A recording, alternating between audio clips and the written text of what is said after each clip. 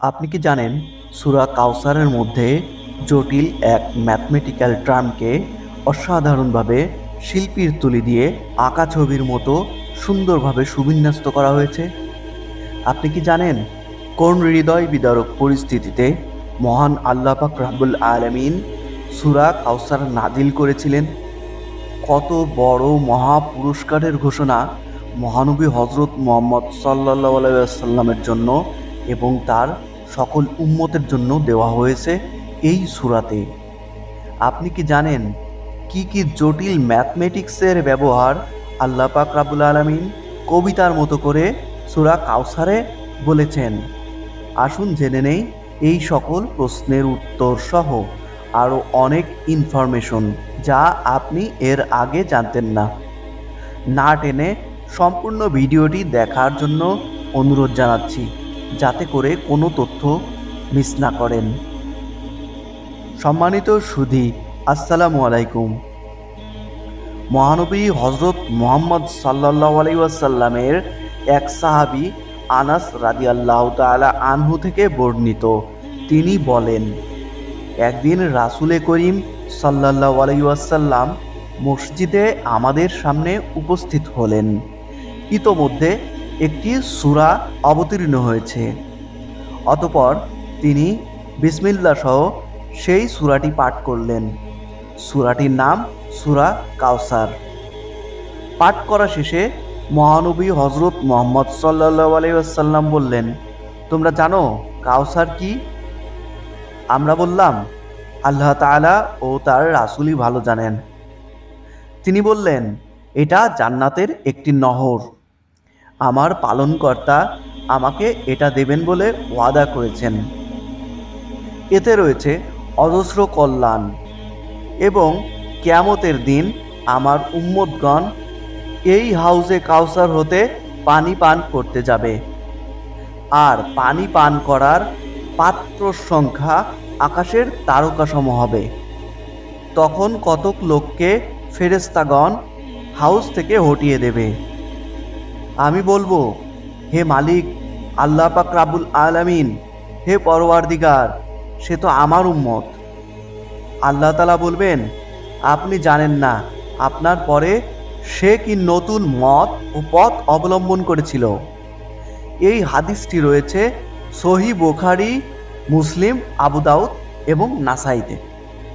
অর্থাৎ আমরা এখানে বুঝতে পারলাম এই হাউজে কাউসার তাদের জন্যই যারা নবীজির সুপথপ্রাপ্ত উম্মত। এখানে আমাদের জন্য রয়েছে বড় সুসংবাদ। আর আমাদেরই মধ্যে অবস্থানকারী বিদআতপন্থী বা আল্লাহর নবীর প্রচলিত দ্বীনের বিপরীতে যারা ধর্মের নতুন নতুন পদ্ধতি উদ্ভাবন করবে, তাদের জন্য ভয়ঙ্কর দুঃসংবাদ। সূরা কাউসার নাজিল হওয়ার পরিস্থিতি ছিল অনেক বেশি হৃদয় বিদারক।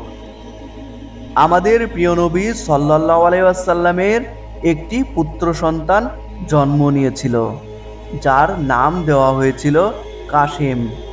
সেই ছোট্ট শিশু কাসেম যখন মারা যায়, তখন মুশরিকরা বলতে থাকে, নবীর বংশ নির্বংশ হয়ে গেল, নাউজুবিল্লাহ। তখন তাদের জন্য নবীর উদ্দেশ্যে আল্লাহ পাক রব্বুল আলামিন এই সূরা নাজিল করেন। এই সূরাটি বড় সুসংবাদ বহন করে এবং সবথেকে বড় বিষয় হচ্ছে এই সূরার মধ্যে যে গাণিতিক মোজেজা রয়েছে তা শুনে সকল মানুষ বিস্ময়ে আবির্ভূত হতে বাধ্য হয়। কারণ এই সূরার সব কিছু 10-এর সমাহার, অর্থাৎ সব কিছুই 10। যেমন আরবি হরফের 10ম অক্ষর দিয়ে বা 10ম বর্ণ দিয়ে শুরু, আবার তার শব্দ সংখ্যাও 10। এটি কোরআনের 108তম সূরা এবং কোরআনের সব থেকে ছোট সূরা। এই সূরার আয়াত সংখ্যা 3। এই সূরার আয়াতে হরফগুলোর গঠন দেখলে দেখা যায় মোট 10টি শব্দ ব্যবহার করা হয়েছে। যদি আয়াতের কথা বলি, তাহলে প্রতি আয়াতের দিকে যদি লক্ষ্য করেন, তাহলে দেখবেন প্রতি আয়াতে শব্দ রয়েছে 10টি। সুবহানাল্লাহ।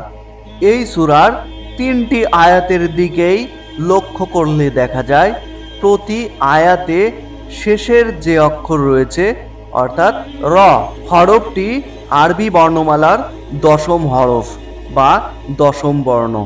এই সূরার 2 নাম্বার আয়াতে খেয়াল করলে দেখা যায় আল্লাহ পাক রাব্বুল আলামিন কুরবানি করতে বলেছেন, যা জিলহজ মাসের 10 তারিখে হয়। অর্থাৎ এখানেও মিল বিন্যাস করা হয়েছে 10 সংখ্যা দ্বারা।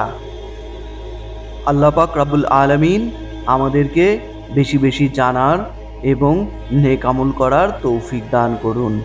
আমিন।